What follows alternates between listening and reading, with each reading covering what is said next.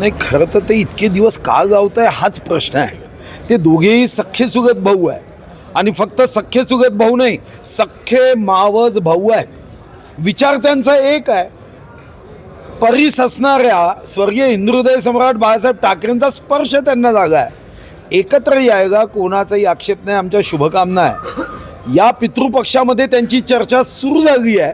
नवरात्रीमध्ये ही चर्चा परमनंट स्वरूपामध्ये संपावी. त्यांनी एकत्र यावं, एका मंचावर यावं आणि एका मंचावर येऊन चांगल्या गोष्टीसाठी जनतेचा आवाज बनावा, यासाठी आमची सदिच्छा आहे. आता प्रश्न राहिला की निवडणूक जिंकायच्या की नाही. तर जिंकायच्या असेल तर भूमिका बदलावी लागेल, लोकहितासाठी काम करावं लागेल. फक्त माननीय मोदीजींचा विरोध करून मोठं होता येत नाही. एखाद्या मेरिटच्या विद्यार्थ्यांची निंदा करून 35 मार्कापेक्षा कमी मार्क घेणारा विद्यार्थी मेरिटमध्ये येत नाही, त्याला अभ्यास करावा.